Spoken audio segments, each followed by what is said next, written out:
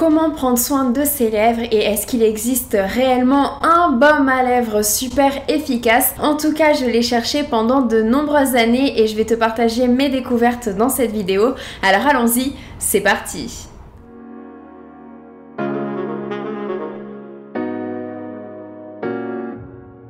Hey, salut à toi et bienvenue dans cette nouvelle vidéo. Si tu ne me connais pas, je suis Bérangère, ingénieure chimiste spécialisée en cosmétique et le but de ma chaîne c'est de vulgariser la science des cosmétiques pour que tu puisses trouver une routine beauté qui soit efficace pour ta peau. Alors si c'est un sujet qui t'intéresse, n'oublie pas de t'abonner à ma chaîne. Et aujourd'hui on va parler soin des lèvres et je vais te présenter notamment mon baume à lèvres préféré, celui qui est le plus efficace en tout cas de ceux que j'ai pu tester. On va également parler des soins anti-âge ainsi que des injections et des baumes à lèvres repulpants. Mais avant ça, il faut qu'on voit un petit peu les différences entre la peau du visage et celle des lèvres, puisque oui, les lèvres ont quelques caractéristiques particulières. Premièrement, les lèvres sont beaucoup plus fines. Il y a tout simplement beaucoup moins de couches de peau par rapport à la peau que tu as sur le visage ou alors sur le corps. Et c'est cette peau qui est beaucoup plus fine ainsi que le fait que les lèvres sont très riches en vaisseaux sanguins qui fait en sorte que les lèvres nous apparaissent d'une couleur plutôt rosâtre ou rougeâtre. Et c'est à cause de leur anatomie que les lèvres sont beaucoup plus sensibles à la sécheresse par rapport au reste du visage,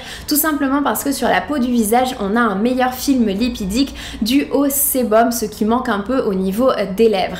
Elles sont également beaucoup plus sensibles à la déshydratation puisque la peau est beaucoup plus fine, donc les pertes en eau sont plus grandes. Je rappelle que lorsqu'on parle des pertes en eau, en fait, on parle de l'eau qui s'évapore de notre peau. Donc quand la peau est plus fine, eh bien, on perd plus d'eau. Donc les lèvres sont plus sensibles à la déshydratation. Et en plus, cette déshydratation peut amener à un renouvellement cellulaire qui n'est pas optimal, ce qui fait qu'on peut facilement se retrouver avec des peaux mortes. Et pour finir, étant donné que la peau est beaucoup plus fine, eh bien les lèvres sont beaucoup plus sensibles face aux agressions extérieures, c'est-à-dire face au soleil, face à la fumée de cigarette, face à la pollution. Du coup, elles sont plus facilement agressées et du coup, elles vieillissent plus vite. Et effectivement, quand on prend de l'âge, on a tendance à remarquer que les lèvres ne sont plus aussi pleines, ne sont plus aussi rebondies, n'ont plus exactement la même forme qu'avant et ne sont plus aussi remplies. Et c'est tout simplement parce que la production de collagène, je rappelle que le collagène c'est une protéine de la peau qui est essentielle pour sa fermeté, son élasticité, sa souplesse, mais aussi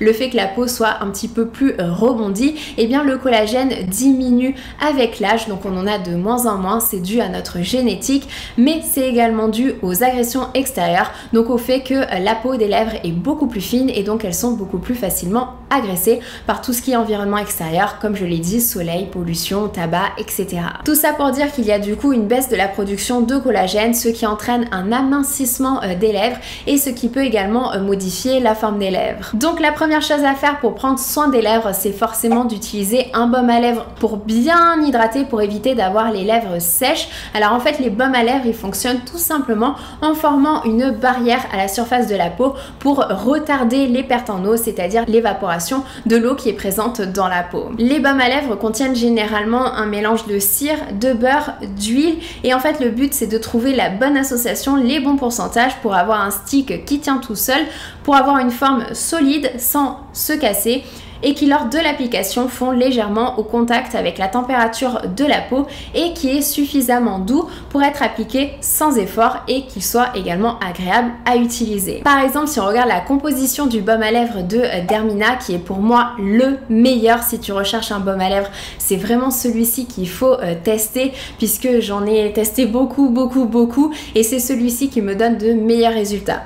Donc si on regarde un petit peu plus sa formulation, alors on retrouve des cires, on a de la cire de carnauba, de la cire de paraffine et de la cire d'abeille. Ensuite, on a du beurre de karité et des huiles. Donc, on a une association d'huile minérale et d'huile végétale avec notamment de l'huile d'avocat. Et je pense que c'est cette association entre composés synthétiques et composés naturels qui fait que ce baume a une superbe efficacité. Et ce qu'il faut savoir, c'est que les huiles minérales sont les huiles les plus occlusives. C'est-à-dire que ce sont les huiles qui permettent de former la meilleure barrière pour empêcher les pertes en eau par rapport aux huiles végétales qui ont, elles, beaucoup plus plus des propriétés émollientes et également antioxydantes, comme je l'expliquais dans ma vidéo sur la vaseline. Du coup, tu peux tout à fait essayer de mettre simplement de la vaseline le soir au niveau de tes lèvres. Personnellement, c'est une sensation que je déteste puisque je n'aime pas la vaseline, mais libre à toi d'essayer. Moi, je préfère rester avec mon baume d'Hermina. Et je tiens également à préciser qu'il est sans parfum, sans huile essentielle et sans menthol, ce qui est clairement beaucoup mieux quand on a des lèvres gercées et irritées.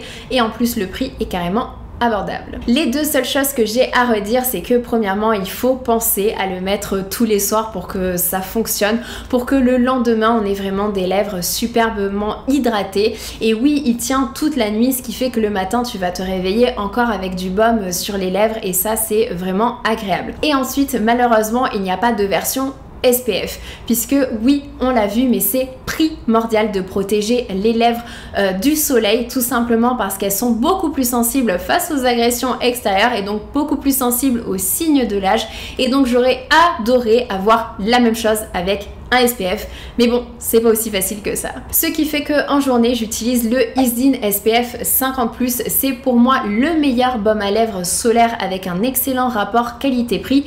Il hydrate, il ne laisse pas de traces blanches, contrairement à celui de Aven qui me laisse des traces blanches, notamment parce que j'ai quand même pas mal de peau morte généralement au cours de la journée, ça m'arrive assez fréquemment. Donc celui de Aven, je peux pas l'utiliser si je mets pas un rouge à lèvres derrière, un rouge à lèvres qui peut en plus dessécher mes lèvres, donc bref, ça n'a aucun sens. Donc je préfère largement utiliser le Isdin. Alors bien entendu, il hydrate, mais il n'hydrate pas aussi bien que le Dermina. C'est pour ça que j'utilise le Dermina le soir et le Isdin le matin. Par contre, oui, il faut renouveler l'application de ce baume à lèvres fréquemment au cours de la journée si on veut garder la protection, puisque à chaque fois qu'on parle, à chaque fois qu'on boit, et bien la protection, elle commence à diminuer. Donc voilà, il faut pas hésiter à le renouveler assez fréquemment. Ensuite, pour prendre soin de tes lèvres et notamment éliminer les peaux mortes, tu peux bien évidemment exfolier.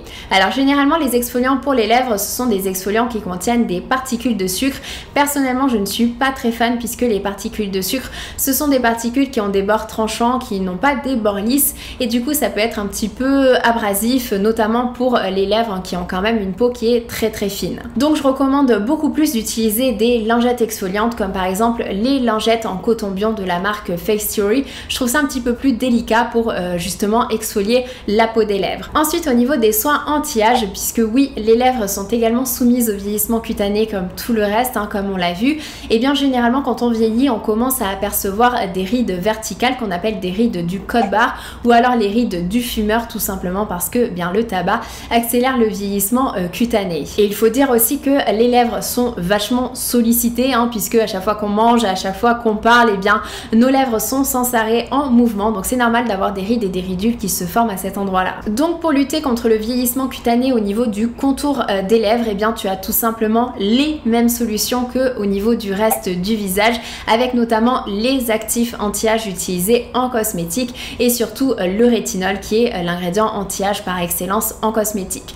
Mais il y a quand même un gros attention puisque justement la zone du contour des lèvres, c'est une zone où la peau est beaucoup plus fine et du coup beaucoup plus sensible, exactement comme le contour des yeux. Du coup, tout le monde ne pourra pas utiliser du rétinol sur cette zone-là. Et d'ailleurs, petite astuce, étant donné que la zone du contour des lèvres et la zone du contour des yeux, ce sont les deux zones les plus fines, les plus sensibles du visage, et bien tu peux tout à fait utiliser les mêmes produits. Sinon, la solution pour laquelle il n'y a pas de souci de tolérance, c'est utiliser la photomodulation, c'est-à-dire l'utilisation de la lumière et notamment de la lumière rouge et des infrarouges pour lutter contre les signes de l'âge. Alors c'est effectivement quelque chose pour lequel on retrouve pas mal de données dans la littérature scientifique au sujet de l'efficacité. Par contre, il faut quand même quelques caractéristiques particulières pour que ça fonctionne, notamment une certaine longueur d'onde, une puissance optimale des LED qui envoient la lumière et une durée de traitement qui est suffisante pour avoir des effets. Il existe d'ailleurs des masques LED spécifiquement pour les lèvres et le contour des lèvres, comme par exemple celui de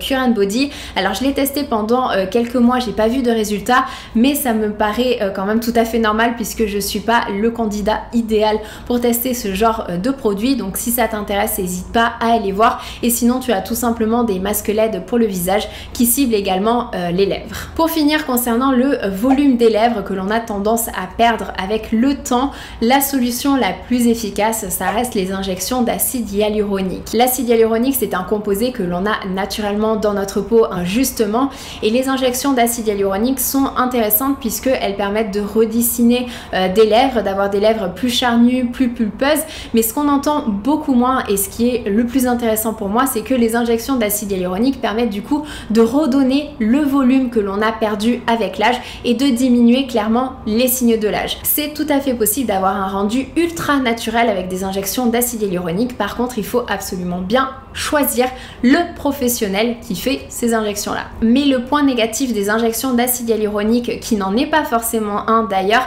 c'est que forcément l'acide hyaluronique se dégrade avec le temps, donc les résultats ne sont pas permanents et il faut refaire des injections tous les 6 mois ou alors une fois par an pour garder le résultat.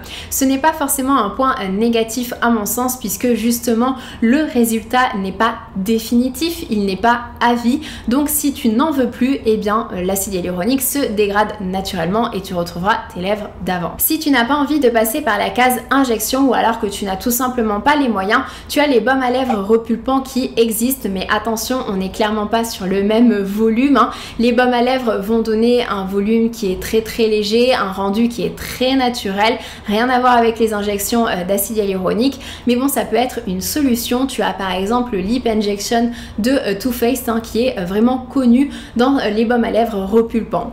Mais du coup, comment ça fonctionne en fait ces baumes à lèvres repulpants? Eh bien tout simplement en utilisant des ingrédients comme le menthol, le gingembre, certaines huiles essentielles ou alors de la capsaïne, qui est un composé issu du piment, et qui vont créer une irritation. Et c'est cette irritation qui va faire affluer le sang à la surface des lèvres, provoquant un léger gonflement, ce qui va donner un effet repulpant. Par contre, ce n'est du coup pas du tout quelque chose que je recommanderais sur des lèvres, hein, qui sont gercées, qui sont irritées, puisque ça risque clairement d'aggraver ces problématiques là. Et pour finir la vidéo, si tu souhaites garder des lèvres bien hydratées, il y a également 2 autres astuces. La première, c'est d'éviter de se lécher les lèvres, puisque lors de l'évaporation de la salive, ça va ne faire qu'aggraver la déshydratation des lèvres. Et il faut éviter également les rouges à lèvres matifiants et partir plutôt sur des rouges à lèvres hydratants. Surtout si tu as d'autres conseils pour prendre soin des lèvres, d'autres produits que tu as testés et que tu adores, n'hésite pas à le mettre en commentaire sous cette vidéo. Je te fais de très gros bisous, je te dis à bientôt, prends soin de toi, ciao!